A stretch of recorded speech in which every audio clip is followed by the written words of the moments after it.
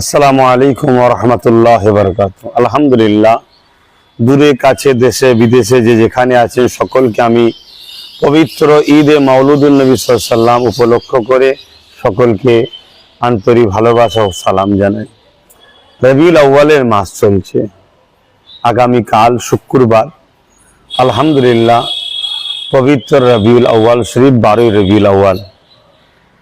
তামাম বিশ্ব জুড়ে আহলে সুন্নাত আল জামাত তথা নবী প্রেমিকরা কোরআন সুন্নাহ আলোকে নবী পাক সাল্লাল্লাহু আলাইহি সাল্লামের মৌলুদের মাসে নবী পাক সাল্লাল্লাহু আলাইহি সাল্লামের আগমন বৃত্তান্ত আলোচনার মাহফিল করে, শুকরিয়া আদায় করে আল্লাহর। এবং আল্লাহ পাক কোরআনে বলেছেন, তোমরা আমার নিয়ামতের শুকরিয়া আদায় করো, আমার নিয়ামতের বেশি বেশি করে প্রচার করো এবং আমার রহমত ও ফজলকে তোমরা আনন্দ খুশি করো। কিছু মানুষ দেখা যায় এই রবিউল আউয়ালের মিলাদুন নবীর বিরোধী করে, কিছু মানুষ আবার দেখা যায় মিলাদুন নবীর নামে আনন্দর নামে শরিয়ত বিরোধী কাজ করে। কিন্তু আহলে সুন্নাত আল জামাতের আকীদা, এই মাসে আমার নবী পাক সাল্লাল্লাহু আলাইহি সাল্লাম এবং সাহাবা হুজুরদের থেকে যে আদর্শ আমরা পেয়েছি এবং ইমাম মুস্তাহিদদের থেকে যেটা পেয়েছি, এই মাসে আমরা বড় বড় জামায়াত করে সেখানে হুজুর পাক সাল্লাল্লাহু আলাইহি সাল্লামের শিশুবেলার আলোচনা আমরা আমার নবীর উম্মতদেরকে শোনাই।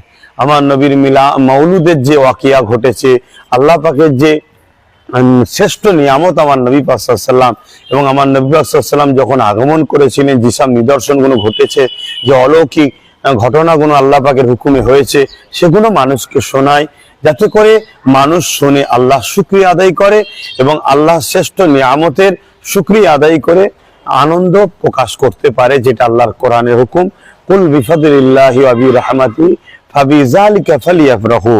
এবং কোরআনে আল্লাহ পাক আরো বলেছেন, ওয়া আম্মা বিনিআমাতি রাব্বিকা ফাহাদ্দিস, আরো ইত্যাদি ইত্যাদি অনেক জায়গায় অনেক আছে। এবং আমার হুজুর পাক সাল্লাল্লাহু আলাইহি সাল্লাম এলানে নবুয়াতের পরে তিনি বকরি জবাই করে খানা করে সাহাবা হুজুরদেরকে খাইয়েছেন এবং প্রতি সোমবার হুজুর পাক সাল্লাল্লাহু আলাইহি সাল্লাম নিজের মিলাদ উপলক্ষ করে, মিলাদের দিন খেয়াল করে রোজা রাখতেন। আরো অনেক কিছু আছে, যাক সংক্ষেপে আমি যেটা বলতে চাইছি, ঠিক তেমনই ফুরফাস আহলে সুন্নাত আল জামাত এই সংগঠনের মাধ্যম দিয়ে পুরো বাংলা জুড়ে বিভিন্ন জায়গায় সেবামূলক এবং ধর্মীয় আলোচনার মাহফিল, অর্থাৎ মিলাদের আলোচনার মাহফিল হয়ে আসছে দীর্ঘদিন ধরে।